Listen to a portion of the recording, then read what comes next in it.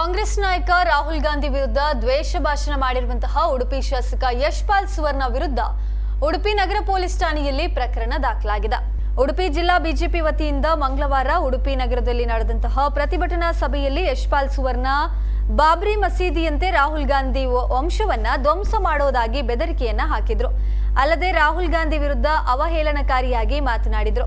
ಈ ಬಗ್ಗೆ ಸಾಕಷ್ಟು ಆಕ್ರೋಶ ಕೂಡ ವ್ಯಕ್ತವಾಗಿತ್ತು. ಇನ್ನು ಈ ಹಿನ್ನೆಲೆಯಲ್ಲಿ ಮಂಗಳವಾರ ಮಧ್ಯರಾತ್ರಿ ಉಡುಪಿ ನಗರ ಪೊಲೀಸ್ ಠಾಣೆಗೆ ತೆರಳಿದ ಕಾಂಗ್ರೆಸ್ ಮುಖಂಡರು ನಗರ ಠಾಣೆಯ ಪೊಲೀಸ್ ನಿರೀಕ್ಷಕ ಮಹೇಶ್ ಪ್ರಸಾದ್ ಅವರಿಗೆ ದೂರನ್ನ ಸಲ್ಲಿಸಿದ್ರು. ಉಡುಪಿ ಜಿಲ್ಲಾ ಕಾಂಗ್ರೆಸ್ ಅಧ್ಯಕ್ಷ ಅಶೋಕ್ ಕುಮಾರ್ ಕೊಡವಾರು ನೀಡಿದ ದೂರಿನಂತೆ ಶಾಸಕ ಯಶ್ಪಾಲ್ ಸುವರ್ಣ ವಿರುದ್ಧ ಪ್ರಕರಣ ದಾಖಲಾಗಿದೆ. ಈ ಸಂದರ್ಭದಲ್ಲಿ ಕಾಂಗ್ರೆಸ್ ಮುಖಂಡರಾದ ಪ್ರಸಾದ್ ರಾಜ್ ಕಾಂಚನ್ ಹಾಗೂ ಮಾಜಿ ಸಚಿವ ವಿನಯ್ ಕುಮಾರ್ ಸೊರಕೆ, ವಕೀಲರಾದ ಹಬೀಬ್ ಹಾಲಿ, ಹರೀಶ್ ಪಾಂಗ್ಲಾ ಮೊದಲಾದವರು ಹಾಜರಿದ್ದರು. ನಮ್ಮ ಮದ್ರಾಸ್ ಇರ್ಬೋದು ಮತಾಂಧ ಕೇಂದ್ರಗಳಿಗೆ ಅನುಮತಿ ಕೊಟ್ಟರೆ ಒಂದಿನ ನಿಮ್ಮ ಮನೆಗೆ ನುಗ್ಗಿ ಯಾವ ರೀತಿ ಅದಕ್ಕೆ ಪ್ರತೀಕಾರ ಕೊಡಬೇಕಾಗ್ತದೆ, ಒಂದು ಪರಿಣಾಮ ಎದುರಿಸಬೇಕಾಗ್ತದೆ. ಅದರಿಂದಾಗಿ ಈ ಸಭೆಯ ಮೂಲಕ ದೇಶ ವಿರೋಧಿಗಳಿಗೆ ಸಹಕಾರ ನೀಡುವ ಅಧಿಕಾರಿಗಳಿಗೆ ಕೂಡ ಎಚ್ಚರಿಕೆ ನೀಡ್ತಾ ನನ್ನ ಮಾತನ್ನು ಮುಗಿಸ್ತೇನೆ.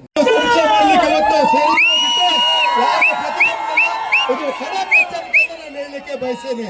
ಬಹುಶಃ ವರ್ಷದ 10 ತಿಂಗಳು ಯಾವ್ಯಾವ ರಾಷ್ಟ್ರದಲ್ಲಿ ಟೋಟಲಿ ಡ್ರಗ್ ಅಡಿಕ್ಟ್ ಆಗಿ ಅವನದೇ ಲೋಕದಲ್ಲಿ ಸಹಕಾರ ಕೊಡಬೇಕೆಂಬ ಗೊತ್ತಿಲ್ಲದೆ ಇವತ್ತು ವಿದ್ಯಾರ್ಥಿಗಳ ಜೀವನದಲ್ಲಿ ವಿಷ ಬೀಜ ಮುತ್ತುವ ಮೂಲಕ ಕ್ರಾಪ್ರೋಚ್ಗಳಿಗೆ ಸೇರಿಕೊಂಡು ನಮ್ಮ ದೇಶದ ಪ್ರಧಾನಿಯನ್ನು ಟೀಕೆ ಮಾಡುವಂಥ ಕೆಲಸಕ್ಕೆ ಇವತ್ತು ರಾಹುಲ್ ಗಾಂಧಿ ಮುಂದಾಗಿದ್ದಾರೆ. ಬಹುಶಃ ರಾಹುಲ್ ಗಾಂಧಿ ಅವರಿಗೆ ಒಂದು ಮಾತನ್ನು ಈ ಒಂದು ವೇದಿಕೆ ಮೂಲಕ ಹೇಳಲಿಕ್ಕೆ ಬಯಸ್ತೇನೆ. ಇವತ್ತು ತಮಿಳುನಾಡಿನಲ್ಲಿ TVK ಪಕ್ಷ ಇವತ್ತು ಆಡಳಿತದಲ್ಲಿ ಉಂಟು.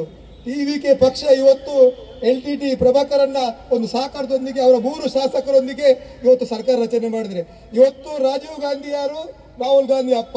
ರಾಹುಲ್ ಗಾಂಧಿ ಅವನ ಅಪ್ಪನನ್ನು ಕೊಂದ ಈ LTT ಪಕ್ಷದವರ ಜೊತೆಗೆ ಕೈ ಜೋಡಿಸಿದ್ರೆ ಅವನ ಮನಸ್ಥಿತಿ ನಮ್ಮ ದೇಶಕ್ಕೆ ಯಾವ ರೀತಿ ನ್ಯಾಯ ಕೊಡಲಿಕ್ಕಾಗುವುದು ಎಂಬುದನ್ನು ಅರ್ಥ ಮಾಡಬೇಕು. ಅದರಿಂದಾಗಿ ನಾವೆಲ್ಲ ಕಾರ್ಯಕರ್ತ ಬಂಧುಗಳೇ ತಕ್ಷಣ ನಮ್ಮ ನಿರ್ಧಾರಗಳನ್ನು ನಾವು ಬದಲಾಯಿಸಿ ಈ ಕಾಕ್ರೋಚ್ ಇರ್ಬೋದು, ಅದಕ್ಕೆ ಬೆಂಬಲ ನೀಡುವಂಥ SDP ಇರ್ಬೋದು, ಇತರ ರಾಷ್ಟ್ರ ವಿರೋಧಿ ಯಾರು ಸಂಘಟನೆಗಳಿದೆ ಅದರ ಜೊತೆಗೆ ಕಾಂಗ್ರೆಸ್ ಅನ್ನು ಕಿತ್ತೊಯ್ಯುವಂಥ ಒಂದು ಕೆಲಸವನ್ನು ನಾವು ಮಾಡಿದರೆ ಮಾತ್ರ ನಮ್ಮ ದೇಶದಲ್ಲಿ ನಾವು ನೆಮ್ಮದಿಯಿಂದ ಬಾಳಲಿಕ್ಕೆ ಸಾಧ್ಯ ಉಂಟು. ಇವತ್ತು ಯಾವ ರೀತಿ ಸೋನಂ ವಾಂಗ್ಚು ಇರ್ಬೋದು, ಬೇರೆ ಜನರು ಇವತ್ತು ಕಾಕ್ರೋಚಿನ ನೇತೃತ್ವ ಹಿಡ್ಕೊಂಡು ಇವತ್ತು ಪ್ರತಿಭಟನೆ ಮಾಡಿದರೆ ಬಹುಶಃ ಯಾವುದೇ ವಿದ್ಯಾರ್ಥಿಗಳ ಮೇಲೆ ಒಂದು ಕಾಳಜಿಯಿಂದ ಅಭಿಮಾನದಿಂದ ಅಲ್ಲ.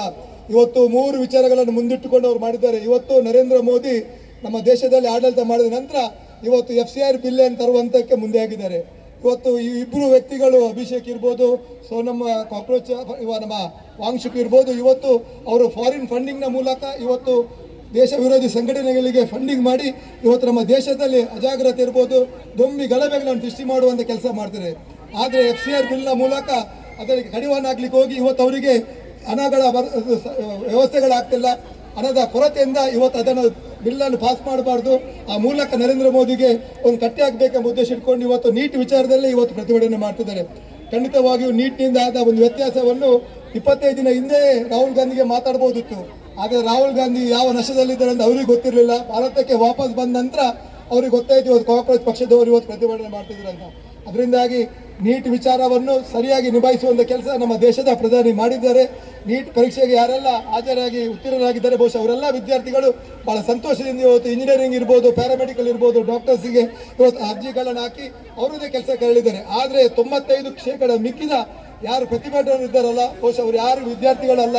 ಅವರ ಇಡೀ ದಾಖಲೆಗಳನ್ನು ಜಾತಕಗಳನ್ನು ತೆಗೆದ್ರೆ ನಮಗೆ ಮುಂದಿನ ಗೊತ್ತಾಗಿದೆ. ಅದರ ಜೊತೆಗೆ ಈ 2 ವ್ಯಕ್ತಿಗಳು ಕೂಡ ಈ ಟೆರರ್ ಸಂಘಟನೆಯ ಸಹಕಾರದೊಂದಿಗೆ ಈ ರೀತಿ ಅಜಾಗ್ರತೆಯನ್ನು ಸೃಷ್ಟಿ ಮಾಡುವಂಥ ಕೆಲಸವನ್ನು ಮಾಡ್ತಾರೆ. ಅದರಿಂದಾಗಿ ಇವತ್ತಿನ ದಿನ ಈ ದಿನವನ್ನು ನೀವು ಮಾರ್ಕ್ ಮಾಡಿ ಖಂಡಿತವಾಗಿ ಒಂದು 100 ದಿನ ಒಳಗೆ ಆ ಪ್ರತಿಭಟನೆಯಲ್ಲಿ ಯಾರೆಲ್ಲ ಭಾಗವಹಿಸಿದ್ದಾರೆ ಅವ್ರ ಇಡೀ ಜಾತಕವನ್ನು ಬಯಲು ಮಾಡುವ ಮೂಲಕ ಯಾರು ದೇಶ ಪ್ರೇಮಿಗಳು, ಯಾರು ದೇಶ ದ್ರೋಹಿಗಳು, ಯಾರು ವಿದ್ಯಾರ್ಥಿಗಳ ಪರವಾಗಿದ್ದಾರೆ, ಯಾರು ವಿದ್ಯಾರ್ಥಿಗಳ ವಿರೋಧ ಆಗಿದೆ ಎಂಬುದನ್ನು ಸಾಬೀತುಪಡಿಸುವಂಥ ಕೆಲಸ ನಮ್ಮ ನೆಚ್ಚಿನ ಪ್ರಧಾನಿ ನರೇಂದ್ರ ಮೋದಿ ಅವರು ಮಾಡಲಿಕ್ಕಿದ್ದಾರೆ ಎಂಬ ಮಾತನ್ನು ನಾನು ಈ ಸಂದರ್ಭದಲ್ಲಿ ಬಯಸ್ತೇನೆ. ಬಹುಶಃ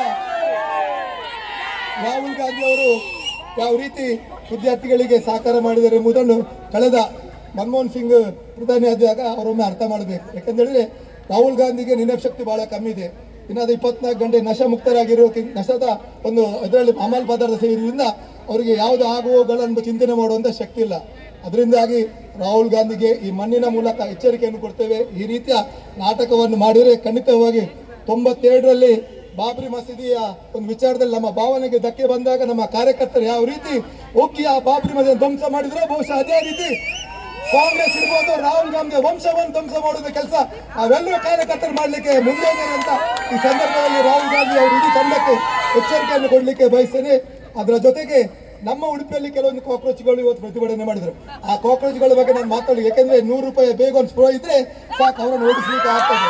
ಅದರಿಂದಾಗಿ ಮಣಿಪಾಲ್ ಅಂತ ಒಂದು ಶಿಕ್ಷಣ ಸಂಸ್ಥೆ ಇಡೀ ವಿಶ್ವದಲ್ಲಿ ಬಹಳ ಒಂದು ಹೆಸರುವಾಸಿಯಾಯಿತು. ನಮ್ಗಳಿಗೆ ಬಹಳ ಗೌರವ ಉಂಟು. ಮಣಿಪಾಲ್ ನಮ್ಮ ಜಿಲ್ಲೆಯಲ್ಲಿ ಬರ್ತದೆ, ಶಿಕ್ಷಣದ ಕಾಶಿ ಅಂತ. ಬಹಳಷ್ಟು ವಿದ್ಯಾರ್ಥಿಗಳು, ಸುಮಾರು 25,000 ಮಿಕ್ಕಿದ ವಿದ್ಯಾರ್ಥಿಗಳು ಪ್ರತಿ ವರ್ಷ ಅಲ್ಲಿ ಬಂದು ಶಿಕ್ಷಣವನ್ನು ಪಡಿತಾರೆ. ಬಹಳ ಗೌರವದಿಂದ ವಿದ್ಯಾರ್ಥಿಗಳಿಗೆ ಸ್ವಾಗತಿಸ್ತೇವೆ, ಅವರಿಗೆ ಸಹಕಾರ ಮಾಡ್ತೇವೆ. ಆದರೆ ಮೊನ್ನೆ ದಿನ ಆ ವಿದ್ಯಾರ್ಥಿಗಳನ್ನು ಬಳಸಿ ಕೆಲವೊಂದು ಫ್ಯಾಕಲ್ಟಿಗಳು, ಯಾರು ಕೇರಳ ಮೂಲದವರು, ತಮಿಳುನಾಡು ಮೂಲದ ಫ್ಯಾಕಲ್ಟಿಗಳು ಅವರು ವಿದ್ಯಾರ್ಥಿಗಳನ್ನು ಅವರ ತಲೆಗೆ ವಿಷಬೀಜವನ್ನು ಬಿತ್ತುವ ಮೂಲಕ, ಕೇವಲ ವಿಷಬೀಜ ಬಿತ್ತುವಲ್ಲ, ಇವತ್ತು ಡ್ರಗ್ಸ್ ಅನ್ನು ಸಪ್ಲೈ ಮಾಡುವಂಥದ್ದು ಯಾರು ಮಣಿಪಾಲ್ದಿದ್ರೆ ಆ 7 ಜನ ಫ್ಯಾಕಲ್ಟಿಗಳಂತ ಹೇಳಲಿಕ್ಕೆ ಬಯಸಿದರೆ ಅವರ ಪಟ್ಟಿಯನ್ನು ಕೂಡ ತಕ್ಷಣ ಬಿಡುಗಡೆ ಮಾಡ್ತೇವೆ. ಪೊಲೀಸರ ಮೇಲೆ ಕ್ರಮ ಕೈಗೊಳ್ಳಲಿದ್ರೆ ಆ ಪೊಲೀಸ್ನವರ ಕೆಲಸವನ್ನು ಮುಂದೆ ನಾವು ಮಾಡಬೇಕಾಗಿದೆ. ಯಾಕಂದ್ರೆ ನಮ್ಮ ದೇಶ ಸುರಕ್ಷಿತ ಇರಬೇಕಾದ್ರೆ ನಾವು ಮುಂದಾಗಬೇಕಾಗಿದೆ. ಅದರಿಂದಾಗಿ ತಾವು ನೋಡಿರ್ಬೋದು, ಆ ಪ್ರತಿಭಟನೆಯಲ್ಲಿ 4 ಜನ ವಿದ್ಯಾರ್ಥಿಗಳು ಯಾವ ರೀತಿ ಪೊಲೀಸರ ಮೇಲೆ ಒಂದು ಅವರ ಕರ್ತವ್ಯ ಗಡ್ಡಿ ಮಾಡಿ ಯಾವ ರೀತಿ ನಮ್ಮ ರಾಷ್ಟ್ರ ಧ್ವಜ ಹಿಡ್ಕೊಂಡು ಯಾವ ರೀತಿ ಪೊಲೀಸರಿಗೆ ಲಾಠಿ ತನ್ನಿ ಹೊಡೀರ ಅಂತ ಹೇಳ್ತಾರೆ. ಬಹುಶಃ ಆ ವಿಚಾರಕ್ಕೆ ಒಬ್ಬ ಲೆಕ್ಚರರ್ ಈ ರೀತಿ ಮಾಡಿದ್ರೆ ತಮಗೆ 10 ಲಕ್ಷ ಪ್ರೈಸ್ ಅನ್ನು ಘೋಷಣೆ ಮಾಡಿದ್ದಾರೆ. ಬಹುಶಃ ಅದನ್ನು ಪತ್ತೆ ಹಚ್ಚುವಂತ ಕೆಲಸ ಇವತ್ತು ನಮ್ಮ ಪೊಲೀಸ್ ಇಲಾಖೆಯವರು ಮಾಡಬೇಕಿತ್ತು.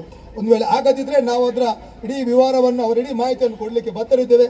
ಕ್ರಮ ಕೈಗೊಳ್ಳದಿದ್ರೆ ನಮ್ಮ ರೀತಿಯಲ್ಲಿ, ಏಕೆಂದೇಳಿದ್ರೆ ಪೊಲೀಸರಿರುವ ದೊಣ್ಣೆಯು ಕೂಡ ನಮ್ಮ ಕೈಯಲ್ಲಿ ಕೂಡ ಹಿಡಿಲಿಕ್ಕೆ ಅದು ಸಾಧ್ಯ ಉಂಟು. ಅದರಿಂದಾಗಿ ಅದರ ಪರಿಣಾಮವನ್ನು ಕೂಡ ಆ ಸಂಸ್ಥೆಯ ಕೆಲವೊಂದು ಮುಖ್ಯಸ್ಥರು ಯಾರೆಲ್ಲ ಪ್ರತಿಭಟನೆಗೆ ಸಹಕಾರ ಮಾಡಿದರೆ ಅವರು ಕೂಡ ಅದನ್ನು ಎದುರಿಸಬೇಕಾಗ್ತದೆ. ಅದರಿಂದಾಗಿ ಇವತ್ತಿನ ಈ ಪ್ರತಿಭಟನೆ ಕೇವಲ ಪ್ರತಿಭಟನೆ ಅಲ್ಲ, ಇದೊಂದು ಕೊನೆಯ ಎಚ್ಚರಿಕೆ. ನಮ್ಮ ತಾಳ್ಮೆಯನ್ನು ಪರೀಕ್ಷೆ ಮಾಡಲಿಕ್ಕೆ ಹೋದರೆ ಖಂಡಿತವಾಗಿ ನಾವು ತುಂಬಾನೇ ಸಹಿಸುವುದಿಲ್ಲ, ಅದನ್ನು ಬಿಡುವಂಥ ಪ್ರಶ್ನೆ ಇಲ್ಲ. ಅದರಿಂದಾಗಿ ಇವತ್ತು ಯಾವ ರೀತಿ ಕರಾವಳಿ ಭಾಗಕ್ಕೆ ಅನ್ಯಾಯ ಆಗಿದೆ, ಖಂಡಿತವಾಗಿ ಅನ್ಯಾಯವನ್ನು ಸಹಿಸುವಂಥದ್ದು, ಆ ಅನ್ಯಾಯವನ್ನು ಎದುರಿಸುವಂತಹ ಶಕ್ತಿ ನಮಗೆ ದೇವರು